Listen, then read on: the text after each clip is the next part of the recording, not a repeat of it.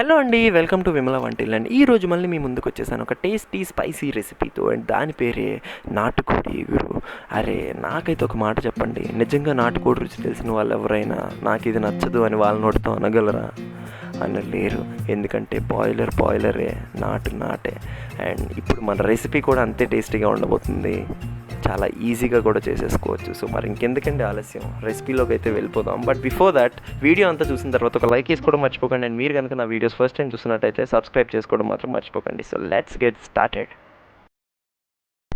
So ముందుగా నేను నాటుకోడిని ఇదిగో ఈ సైజులో కట్ చేయించుకున్నాను. మీకు మీరు నచ్చిన సైజులో కట్ చేయించుకోవచ్చు. అండ్ ఇప్పుడు ఇది కట్ చేసి కడిగి పెట్టుకున్న తర్వాత ఇప్పుడు ఇందులో తగినంత ఉప్పు వేసుకోవాలి. ఇప్పుడు తగినంత కారం కూడా వేసేసుకోండి.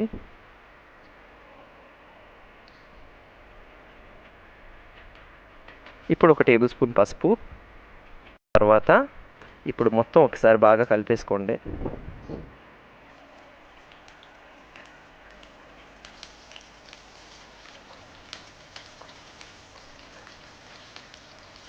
మనం వేసుకున్న ఈ ఉప్పు, కారం, పసుపు కూడా మొత్తం ప్రతి ముక్కకి పట్టేలాగా కలుపుకోండి. సో ఇదండి, మొత్తం కలిపేసుకున్నాం. సో దీన్ని ఒక సైడ్కి పెట్టేయండి. ఇప్పుడు స్టవ్ దగ్గరికి వచ్చేసేయండి. స్టవ్ వెలిగించేసి దాని మీద ఒక ప్యాన్ పెట్టేసేయండి. ప్యాన్ హీట్ ఎక్కిన తర్వాత 5 నుండి 6 టేబుల్ స్పూన్ల ఆయిల్ వేసేసుకోండి.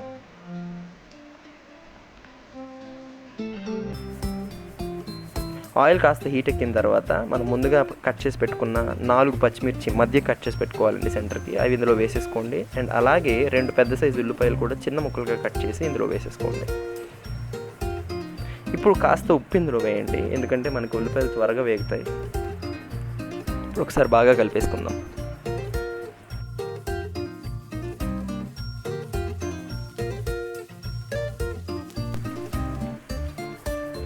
సో ఇలా కలుపుతూ ఉండండి. మరీ డార్క్ బ్రౌన్ వచ్చే వరకు కలపవసరం లేదు, లైట్ గోల్డెన్ బ్రౌన్ వచ్చే వరకు కలిపిన తర్వాత మనం ముందుగా రాసి పెట్టుకున్న ఉప్పు, కారం, పసుపు రాసి పెట్టుకున్న చికెన్ ఏదైతే ఉందో దాన్ని ఇందులో వేసేసుకోండి.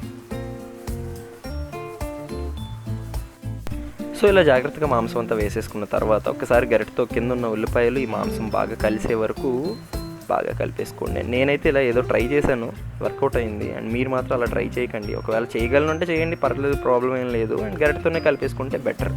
సో ఇక్కడి నుంచి మనం అంతా మీడియం ఫ్లేమ్లో చేసుకోబోతున్నాం. సో కాసేపు ఇలా కలుపుతూ మాంసాన్ని వేగనివ్వాలన్నమాట. సో ఇలా కలుపుతూ ఒక 5 నిమిషాలు వేగనివ్వండి. అండ్ ఇప్పుడు ఒక 2 టేబుల్ స్పూన్ల అల్లం వెల్లుల్లి పేస్ట్ వేసేసుకుందాం. 1 టేబుల్ స్పూన్ ధనియాల పొడి, 1 టేబుల్ స్పూన్ జీలకర్ర పొడి, 1 table spoon chicken masala powder ఇందులో వేసేసుకొని ఇప్పుడు మొత్తం బాగా కలిపేసుకుందాం. సరిగ్గా అడుగు నుంచి కలుపుతూ ఉండండి. సో ఇలా ఇదంతా మనం మీడియం ఫ్లేమ్లోనే చేసుకుంటాం అన్నమాట.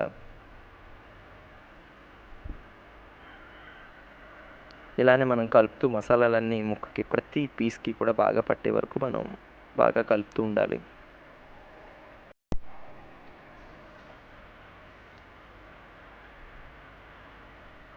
అండ్ ఇప్పుడు ఇలా 5 నిమిషాలు వేగిన తర్వాత కాసిన నీళ్ళు ఇందులో పోసుకోవాలండి. అంటే కూర లైట్గా మునిగే వరకు మనం ఇందులో నీళ్ళు పోసుకొని ఒకసారి బాగా కలిపేసుకుందాం.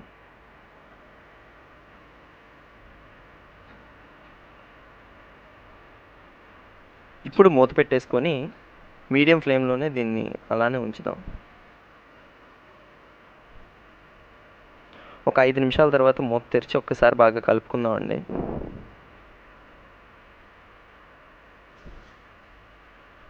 స్మెల్ అయితే అదిరింది ఇప్పటికే. సో కంప్లీట్గా ముక్క ఉడికిన తర్వాత టేస్ట్ చేసి చూడాలి ఎలా ఉండిద్దో. సో ఇలా ఒకసారి కలుపుకున్న తర్వాత మళ్ళీ మూత పెట్టేసుకోండి. సో మళ్ళీ ఒక 4 నుండి 5 నిమిషాల తర్వాత మనం ముందుగా ఒక టొమాటోని ఇలా చిన్న ముక్కలుగా కట్ చేసుకున్నా పర్లేదు, మిక్సీ ఆడేసుకున్నా పర్లేదు, దాన్ని ఇందులో వేసేసుకుందాం. సో ఇలా టమాటాని వేసుకున్న తర్వాత ఒకసారి బాగా కలిపేసుకొని మూత పెట్టేసుకుందాం. సో ఇలా ఒక 4 నుండి 5 నిమిషాల తర్వాత ఒకసారి మూత తెరిచి ఒకసారి మళ్ళీ బాగా కలుపుకుందాం. ఒక్కసారి ఇక్కడ ఉప్పు కారం చెక్ చేసుకుందాం అండి. ఒకవేళ ఏదైనా తక్కువ అయినట్లయితే ఇక్కడే ఒకసారి సెట్ చేసేసుకుని ఒకసారి బాగా కలిపేసుకుంటే సరిపోతుంది. అండ్ మనకి ఇక్కడ మాంసం కూడా ఆల్మోస్ట్ ఉడికిపోయింది. సో ఇంకా మరి లేట్ ఎందుకు, మూత పెట్టేసుకొని స్టవ్ ఆఫ్ చేసేసుకుందాం.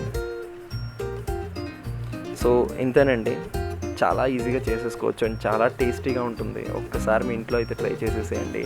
అండ్ ఈ వీడియో కనుక మీకు నచ్చినట్టయితే లైక్ చేయండి, షేర్ చేయండి. అండ్ ఒకవేళ మీరు కనుక ఫస్ట్ టైం మా ఛానల్లో వీడియోస్ చూస్తున్నట్లయితే సబ్స్క్రైబ్ చేసుకోవడం మాత్రం మర్చిపోకండి.